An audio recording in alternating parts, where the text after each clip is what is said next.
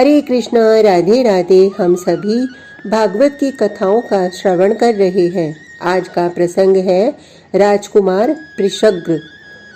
आप अपने आप को इतना तुच्छ क्यों समझते हैं? आप परब्रह्म की संतान हैं। आपका कोई क्या बिगाड़ सकता है? बात यह है कि आपने अपने को छोटा समझ लिया। आपने अपने को सामान्य परिस्थितियों का सेवक बना लिया। कर्म, काल, ग्रह, देवता आदि से आप संचालित हैं। ये बात आपने मान ली है और आज नहीं मानी। आपको ये घुट्टी जन्म जन्म की पिलाई हुई है, इसी के कारण आप दुखी हैं। ये बात भागवत में कही गई। सुखदेव जी कहते हैं, काल तो अवसर देता है परीक्षित, तुम्हें शाप मिला, किंतु क्या ये शाप है? परीक्षित ने मुस्कुराकर कहा, गुरुदेव, ये वरदान है। मैं आपके मुख से अपने आराध्य श्री कृष्ण की कथा सुन रहा हूँ, अपने प्यारे की कथा। मुझे तो वरदान लगता है। बस ऐसे ही हमें परिस्थितियों का दास न बनकर अपने आत्मभाव से चलना होगा। फिर देखो, अस्तित्व तुम्हारी सेवा में लग जाएगा। बड़े तुम हो क्योंकि तुम बड़े की संतान हो। अरे राजकुमार हो तुम। अच्छा सुनो, एक राजकुमार हुआ सूर्यवंश में, मनु का पुत्र पृषग्र। राजकुमार पृषग्र। श्री सुखदेव जी परीक्षित को सूर्यवंश की कथा सुनाते हुए कहते हैं, वशिष्ठ ऋषि इस सूर्यवंश के पुरोहित हैं। ब्रह्मा जी ने कहा तो उनकी बात मानकर इन्होंने पुरोहित की पदवी स्वीकार करी। तो इधर राजमहल में स्वयंभू के पुत्र हुए, 10 पुत्र हुए। राजा ने अपने 10 पुत्रों को गुरु वशिष्ठ जी के आश्रम में भेज दिया। पहले के राजकुमार गुरुकुलों में ही पढ़ा करते थे। वहाँ कष्ट होता, परेशानियाँ होती, उसे ये समझते थे। आप कल राजा बनोगे तो आपको ये पता तो होना चाहिए ना कि प्रजा को क्या क्या कष्ट आते हैं। ये 10 राजकुमार वशिष्ठ जी के यहाँ पढ़ रहे हैं। गुरु ने सबको काम दे दिया है। किसी को आश्रम में झाड़ू लगाना है तो किसी को वन से समिधा लाना है, किसी को भोजन बनाना है। इन्हीं में से एक राजकुमार था पृषग्र। ये शांत था, ये किसी से बोलता नहीं था। गुरु वशिष्ठ ने इस राजकुमार को अपनी गाय देखने में लगा दिया, यानी गाय की सेवा में। ये पृषग्र गाय को चराने के लिए वन में ले जाता, फिर गाय के लिए चारा आदि की व्यवस्था करता। ये गाय के साथ ही रहता। इस तरह से इसका समय बीत रहा था। एक दिन रात्रि की बेला थी, वर्षा हो रही थी कि उसी समय एक सिंह ने गौशाला में आक्रमण कर दिया। वो गाय चिल्लाई। राजकुमार पृषग्र सोया हुआ था। उसने गाय की चिल्लाने की आवाज सुनी तो वो नींद में घबराकर उठा। क्षत्रिय था, इसलिए तलवार लेकर ही सोता था। वैसे भी वन क्षेत्र है तो हिंसक जीव यहाँ बहुत संख्या में है ही, इसलिए भी तलवार लेकर ये सोता था कि मेरे गुरुजी की गाय को कोई हिंसक प्राणी न खा जाए। ये नींद में उठकर भागा, तलवार लेकर भागा। खाने के लिए गाय पर सिंह चढ़ चुका था। रात्रि की बेला और नींद में राजकुमार।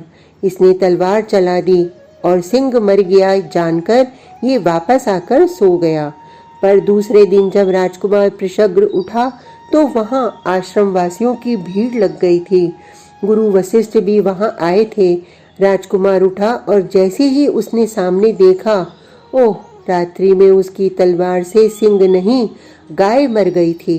गाय के ऊपर पृषग्र ने तलवार चला दी थी। इसे बहुत दुख हुआ।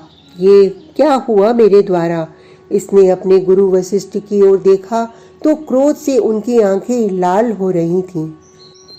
अरे शूद्र, तुझसे एक गाय की रक्षा न हो सकी। पृषग्र ने हाथ जोड़े। वो कुछ बोलने ही जा रहा था कि जा तू शूद्र हो जा। गुरु वशिष्ठ ने शाप दे दिया। गाय के मरने का बहुत दुख हुआ था राजकुमार को, किंतु जैसे ही गुरु वशिष्ठ ने शाप दिया और शूद्र होने का शाप, तो ये प्रसन्न हुआ। ये मुस्कुराया, चारों ओर देखकर हंसने लगा। इसके मुखमंडल में एक दिव्य आभा फैल गई।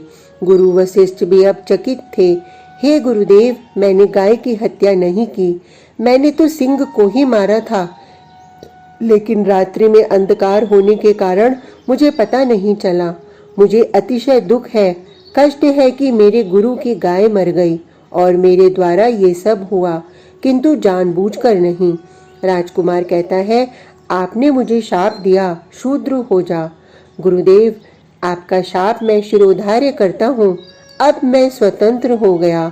लंबी सांस लेता है राजकुमार। फिर गुरु के चरणों में देखते हुए कहता है, मुझे भजन करने का अवसर मिला है ये। अब मैं शूद्र हो जाऊंगा तो मुझे नहाना भी नहीं पड़ेगा। वाह, नहाने में समय बर्बाद होता था। फिर संध्या आदि करो, फिर पितरों को नियम से तर्पण दो। ये सब क्यों? सीधे ही हम भक्ति न करें? हम तो परम पिता की ही संतान है ना। फिर क्यों इन मिथ्या के पितरों में हम उलझे हुए हैं? आप क्यों अपना समय खराब कर रहे हैं? इतनी भी देर में कितनी बार भगवान का नाम निकल जाएगा। राजकुमार यहाँ कुछ देर के लिए मौन हो जाता है। उसका मुखमंडल दमक रहा है। भगवान की भक्ति उसके हृदय में प्रकट हो गई है। वो अब अपने को पूर्ण स्वतंत्र मानकर भगवान में मन लगा चुका है। हे गुरुदेव, मैं जा रहा हूँ। मुझे शूद्र बनाकर आपने जो मेरा मंगल किया, मैं इस उपकार को कभी नहीं भूलूंगा। वो हंसता है, कहता है, मैं राजकुमार था, फिर राजा बनता, रानी आती, भोग विलास द्वारा पुत्र होते, मैं इन्हीं में फंस जाता। मैं अपने शाश्वत पिता को तो भूल ही जाता ना। अब कितना अच्छा हुआ। रही गाय की बात, तो वो तो दूसरा जन्म पा लेगी। उसके लिए आपको दुखी होने की आवश्यकता नहीं। इतना कहकर ये राजकुमार आनंद से अपनी मस्ती में भगवान का स्मरण करते हुए चला गया और परम भक्त हो गया। अपने जीवन को कल्याणकारी मार्ग यानी भक्ति के मार्ग में लगाकर इसने भगवान को प्राप्त कर लिया था। तुम्हारे ऊपर है कि तुम किसका उपयोग कैसे करते हो। शाप को वरदान मान ले तो शाप वरदान हो सकता है, केवल तुम्हारी दृष्टि बदल जाए। सुखदेव जी हंसते हैं, तुमसे क्या नहीं होगा। तुम सामान्य नहीं हो, ईश्वर का अंश हो। इस बात को क्यों भूल जाते हो? परीक्षित ये सुनकर आनंदित हो जाते हैं। आज का प्रसंग इतना ही। कल तक के लिए हरे कृष्णा, राधे राधे।